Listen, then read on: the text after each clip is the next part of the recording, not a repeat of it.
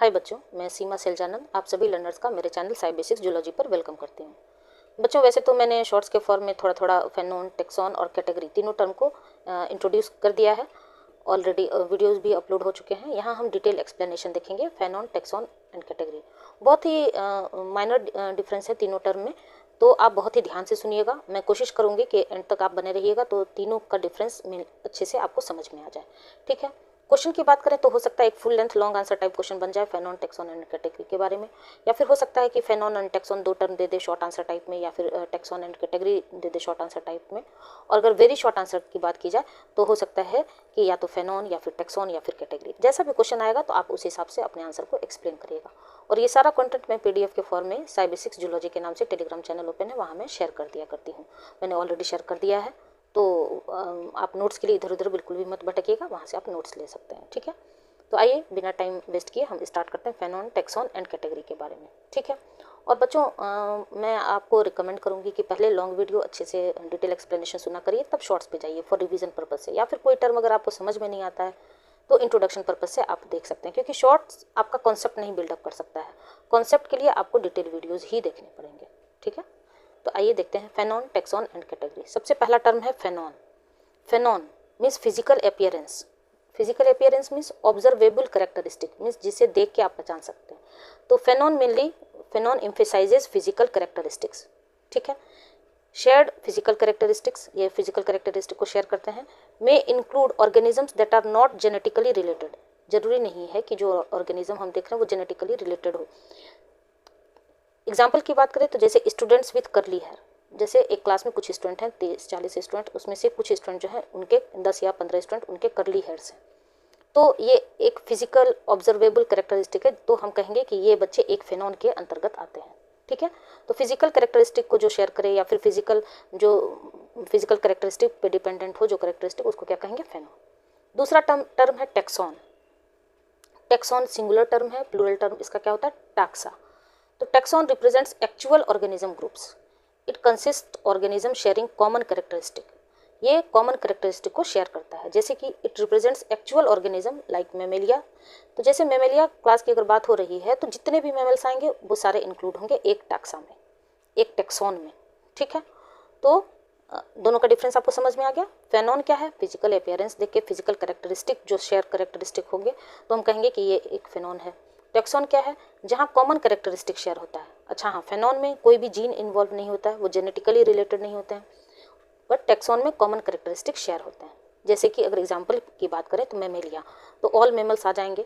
ठीक है, उसके बाद तीसरा टर्म क्या है, कैटेगरी। कैटेगरी से आप क्या समझते हैं, तो category provides abstract ranking system. Means ये कैटेगरी जो है, एब्स्ट्रैक्ट मीन्स क्या होता है, निचोड़, मीन्स सारांश, समरी।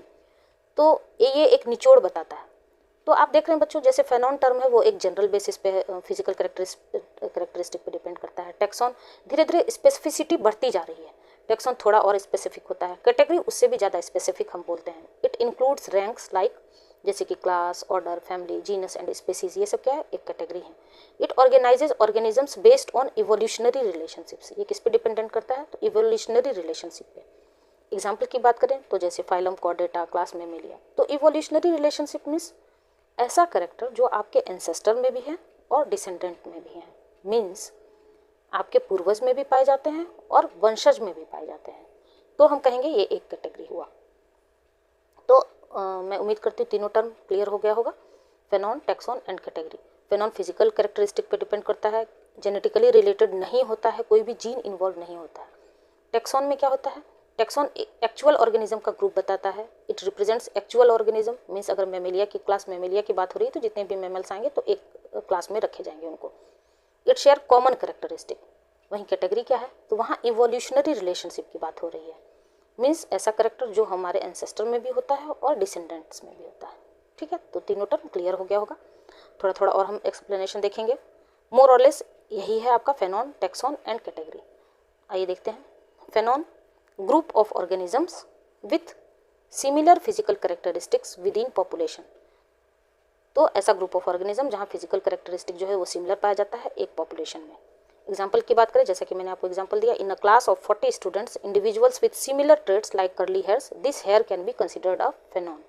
जो कर्ली हेयर है वो क्या हुआ, एक फिजिकल कैरेक्टरिस्टिक हुआ, और इसको एक फेनॉन के अंतर्गत रखा जाएगा। ठीक है, वहीं टैक्सॉन क्या हुआ, तो taxon is a group of organisms recognised by formal unit in biological classification. It includes specific shared characteristics ranging from broad categories to specific. Broad categories जहाँ किंगडम डोमेन की बात होती है, स्पेसिफिक मीन्स जीनस और species की बात होती है।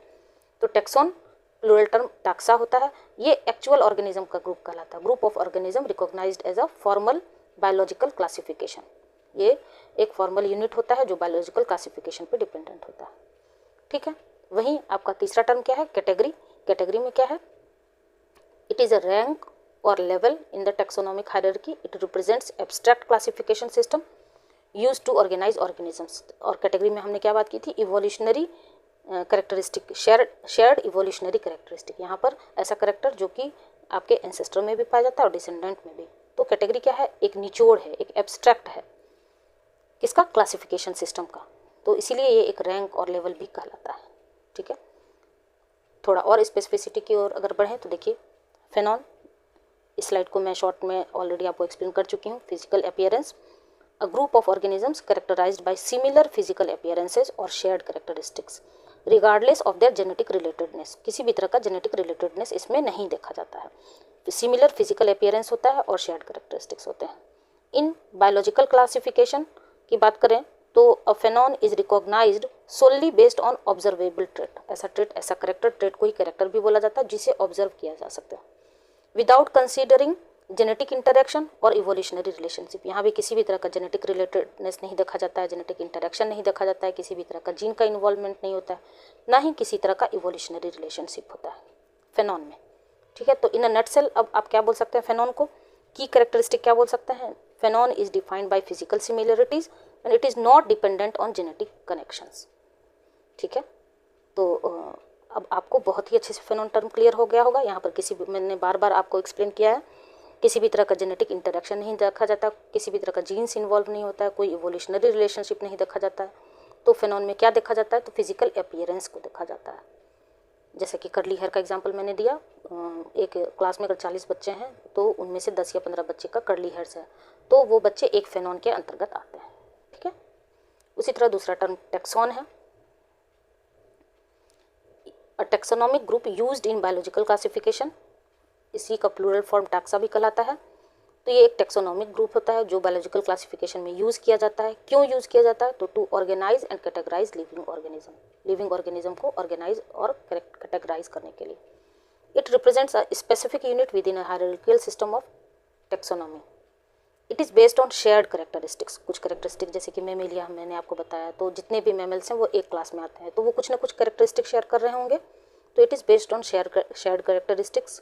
Each taxon plural taxa is a rank or level ranging from broad categories like domain and kingdom, broad means ज़्यादा बड़ा, to more specific like genus and species। तो ये मैंने टैक्सोनॉमी में भी इंट्रोडक्शन में आपको बताया था, हायरार्की ऑफ टैक्सा। जैसे कि एक एग्जांपल मैं यहाँ आपको बता रही हूँ, domain Eukarya, kingdom Animalia, phylum Chordata, class Mammalia, order Carnivora, family Felidae, genus Panthera and species Leo. Panthera का, लियो का ये एग्जाम्पल है। ठीक है, टैक्सॉन समझ में आया। यहाँ देखिए ऑनलाइन सोर्स से मैंने ये स्क्रीनशॉट लिया है, वही सेम चीज़ है। ये एक टैक्सॉन आपको बता रहा है, ये एक टैक्सॉन की बात हो रही है। ठीक है, और अगर प्लूरल टर्म यूज़ किया जाए तो यहाँ से यहाँ तक क्या हो जाएगा, टाक्सा। तो मैंने आपको कोड भी बताया था, सागर जैसी फैली ओढ़नी को समेट न पाए कोई, यहाँ तक मैंने बताया था।